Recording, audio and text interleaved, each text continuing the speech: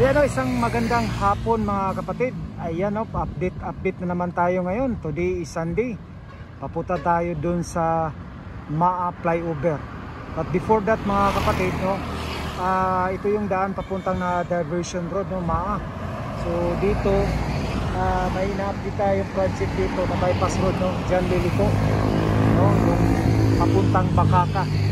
So hindi natin daanan kasi papasok pa yan doon, no? Doon sa loob, no? So may bridge dyan, no? Lalabas dyan sa may Caltex, no? Dyan sa may Bakaka. So ito yung entry, no? Nung bypass road. So ito yung daan papuntang San Rafael, Maa. Ngayon papunta na ito ng Maa. So samahan nyo ako mga kapatid, no? Papunta tayo. At saka napakaliwalas, no, ng langit, no? Talagang walang ulan, mainit na mainit. Okay, and let's go. Ayan na, nandito na tayo sa may diversion road, no? Pupunta tayo dun sa may Maa flyover project. Ayan. Okay.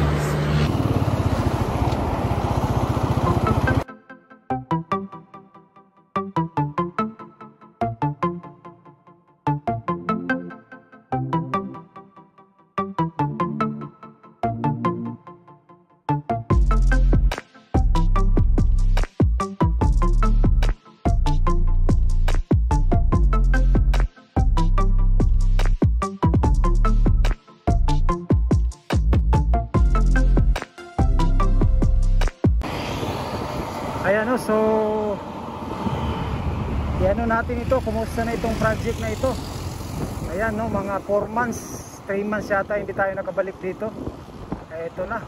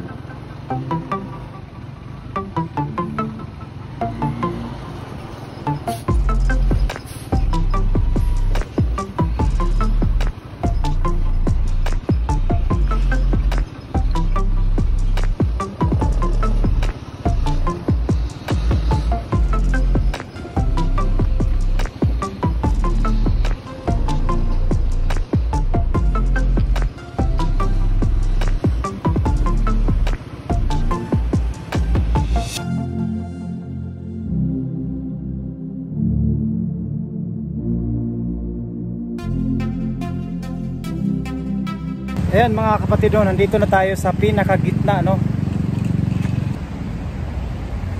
Ayan mga kapatid, no, nandito na tayo sa mga pinakagitna, no, ng Maa flyover project. Ayan.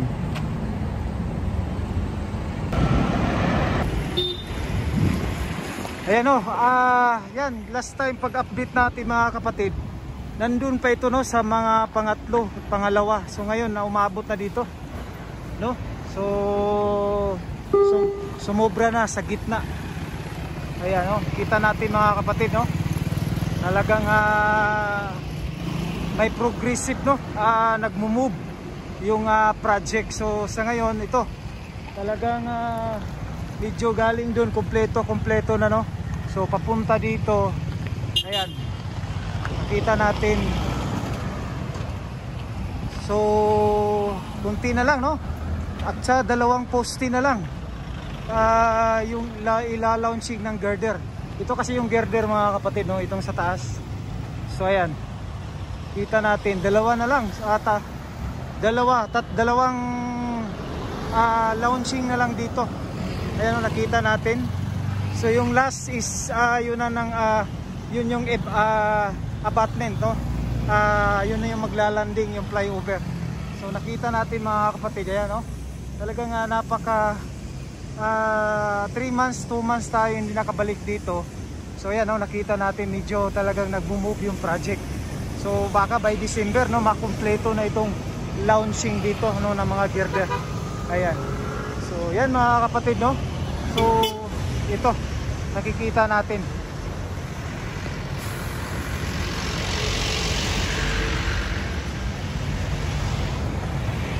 So ayan mga kapatid no, so pauwi na tayo, hanggang dito na lang tayo. At saka na-update natin itong project na ito. Okay. So medyo nagaano tayo sa ating mukha dahil napakainit po. Ayan. So ito na yung kahinat na ng project. No, nakita natin no. So talagang ito na yung inaabot nila dito. Ayan. Nandito na sila, so by December no. Talagang makukumpleto ito. By November yata no. Pagkatapos nito mga kapatid, yun nakikita natin sa taas, sisimintuhin na yan. So tuloy-tuloy na yan para magiging isang daan. So natapos na itong girder sa pag-launching. Okay, so abangan na lang natin yung pag-simento. So by next year no, talagang hindi lang alam natin kung matatapos by next year lahat ito.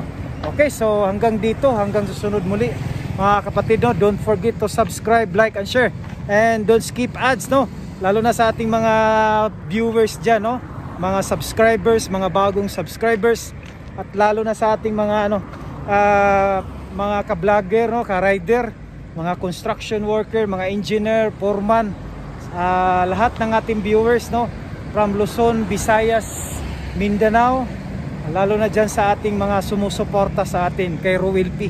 And don't skip ads mga kapatid no, wag natin i-skip yung ads para masuportahan lagi natin yung YouTube channel natin. So ngayon lang tayo nakapagbalik in 3 months no, 4 months. So sa next, kita-kits tayo sa next nating vlog na naman no, i-update. Ayan, so lahat ng ating mga ano dyan, subscribers, so maraming salamat. Lalo na sa ating mga ano dyan no, mga OFW dyan sa ibang bansa no. So shout out sa inyong lahat sa inyo. Ayan. God bless you all as you watch. Bye bye. Dito naman ito na yung pinaka ano, ito na pala yung pinaka end up ng tulay no, maglalanding yung flyover. So nakita natin may apat, I think tatlong poste yan dyan no, apat. So hindi pala yung last no, yung akala natin yun ang last na poste. So hindi pala no, so ito yung pinaka last. So bubuhusan pa ito no, itong abutment no, itong abutment poste na ito. Ito dito maglalanding, mag-end up yung flyover. Ayan. So